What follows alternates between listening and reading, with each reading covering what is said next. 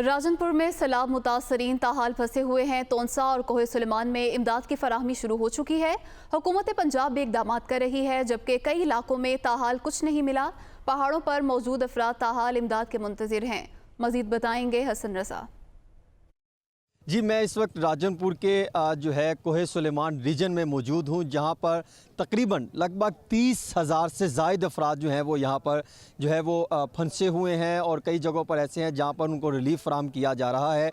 और यहाँ पर बड़ी बहुत बेशुमार बस्तियाँ थी, मौजाजात थे, वो जो है वो ये कहा जा सकता है कि सैलाब की नज़र हो गए। और इसके साथ साथ तकरीबन इस पूरे इलाके में तकरीबन 8,000 से ज़ायद बस्तियाँ और मौजाजात जो हैं वो ये कहा जा सकता है घर वो मुतासर हुए हैं। और तकरीबन 30,000 से ज़ायद आबादी है जो यहाँ पे ताल्लुक़ रखते हैं, वो भी मुतासर हुए हैं। हम कोशिश करेंगे कमिश्नर साहब से बात कर सकें। यहाँ पर जो है उस्मान अनवर साहब मौजूद हैं।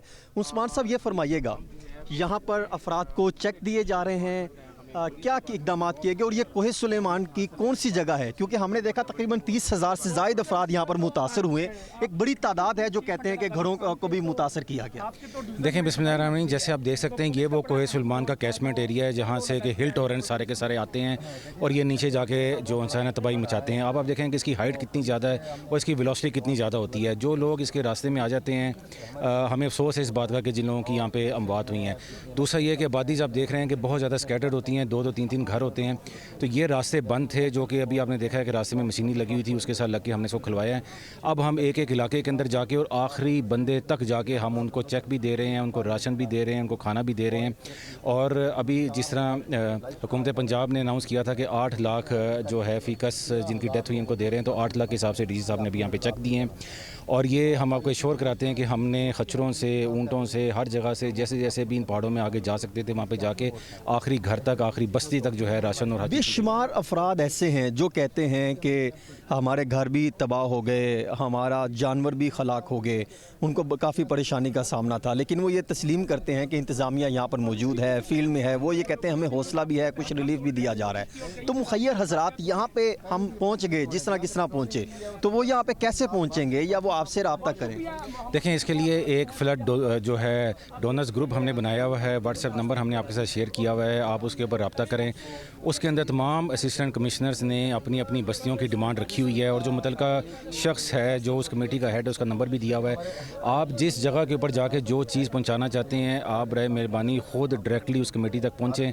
वो कमेटी आपसे चीज़ें लेगी, आपके साथ जाके डिस्ट्रीब्यूट करेगी और आपको उसका बॉस्ट अकाउंट भी दे देगी। कमिश्नर डेरा गाजी खान बहुत एक्टिव रहे इस पूरे मामले में और अभी भी हमने देखा कि ये खुद फील्ड में मौजूद हैं।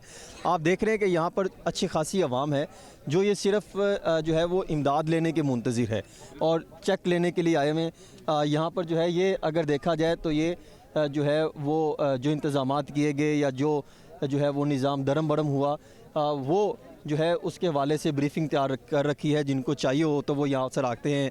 और यहाँ पर मैं आपको दिखा सकता हूँ कि ये जो अफराद आ रहे हैं ये चेक लेकर ये चेक लेने के लिए आए हैं। आपको चेक मिल गया है सरकार की तरफ से? जी जी जी, क्या तबाह हुआ था, क्या घर हुआ या कोई जांबाक हुआ, क्या मामला था?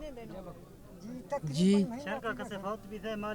हाँ, किस चीज़ का चेक मिला है? 3 बच्चे फौत गए।